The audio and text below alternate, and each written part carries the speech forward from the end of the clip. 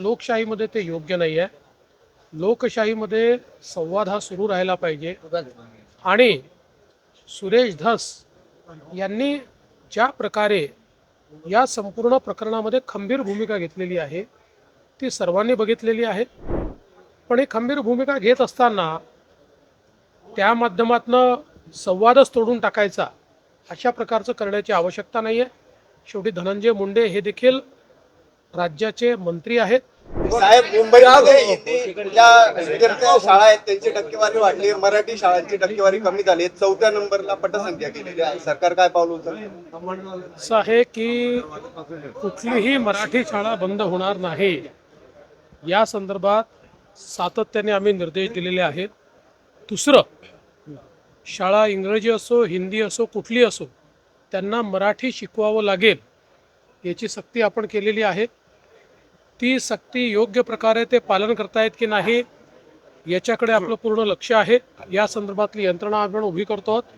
त्यामुळे कुठल्याही शाळेला मराठी हे शिकवावंच लागेल अशा प्रकारचा आपला निर्णय आहे।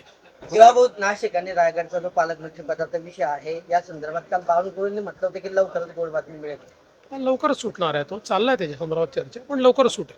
देवाभाऊ, काल जळगावमध्ये पोलिसांचं अपहरण हा प्रकार झालेला आहे। पोलिसांना काल अपहरण उमरठी गावामध्ये केलं होतं। असं आहे की मध्य प्रदेशचा जो आपला लगतचा भाग आहे या ठिकाणी काही इलिगल ॲक्टिव्हिटीज चालल्यात असं आपल्या लक्षात आलं। त्यामुळे आपल्या पोलिसांनी एक ट्रॅप टाकला होता।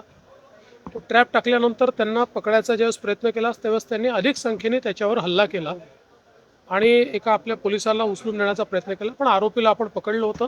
मध्य प्रदेश पोलिसांच्या मदतीने आपण पोलिसही आपला सोडवलेला आहे आणि आपण मध्य प्रदेश पोलिसांना हे सांगितलेलं आहे की अशा प्रकारे इलिगल ॲक्टिव्हिटी तुमच्याकडे होत आहेत आणि त्याचा परिणाम आमच्यावरही, शेवटी ते जे काही शस्त्रबिस्त्र बनतात ते आपल्याकडे देखील येतात। त्यामुळे त्या संदर्भात कोऑर्डिनेशन करण्याचा प्रयत्न चालला। धनंजय मुंडेंनी सुरेश दसांच्या भेटीवरून राजकारण तापलेलं आहे। आता दसांच्या भूमिकेवरही संशय व्यक्त केला जातोय। असं आहे की कोण कोणाला भेटलं याच्यावर जर अशा प्रकारे राजकारण होत असेल तर लोकशाहीमध्ये ते योग्य नाही आहे।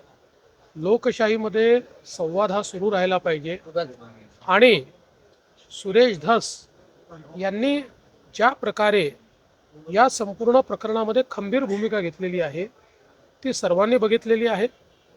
पण ही खंबीर भूमिका घेत असताना त्या माध्यमातून संवादच तोडून टाकायचा अशा प्रकारचं करण्याची आवश्यकता नाही आहे। शेवटी धनंजय मुंडे हे देखील राज्याचे मंत्री आहेत। एखाद्या आमदार एखाद्या मंत्र्याला भेटला तर त्यांनी कुठलाही फरक पडत नाही। शेवटी सुरेश धसांनी देखील हे सांगितलेलं आहे की भेट घेतली तरी हेतू एकच आहे की कुठल्याही परिस्थितीत या ठिकाणी सरपंच देशमुख यांच्या मारेकऱ्यांना शिक्षा झाली पाहिजे हा हेतू घेऊन ते काम करतात। आता काही लोकांना ते पुढाकार का घेत आहेत यामुळे पोटात दुखतंय, त्यामुळे ते टीका करतात। 2 तास ईडी आमच्या हातात द्यावी दिशा सुद्धा शिवसेनेत येतील असं राऊत म्हणतात। अरे मूर्खांना मी उत्तर देत नाही, तुम्हाला माहिती आहे तरी विचारता। सेवालाल सॉन्ग आहे गाणं सध्या चाललेलं आहे आणि त्याला नवी वेळेत खूप मोठे विवर्त मिळाले। ते अतिशय चांगलं सेवालाल महाराज जे आमच्या बंजारा समाजाचं दैवत आहे आणि आपल्याला कल्पना आहे की देशामध्ये सेवालाल महाराजांचं खूप मोठं कार्य आहे आणि त्यांच्या जयंतीच्या निमित्ताने एक मला वाटतं गाणं त्या ठिकाणी रिलीज झालेलं आहे। ते समाजातल्या सगळ्याच, म्हणजे केवळ बंजारा समाज नाही, सगळ्यांनाच ते आवडलेलं आहे। शेवटी एक प्रकारे आपल्या गुरूंच्या प्रती, संतांच्या प्रती आणि ईश्वराच्या प्रती ती आराधना।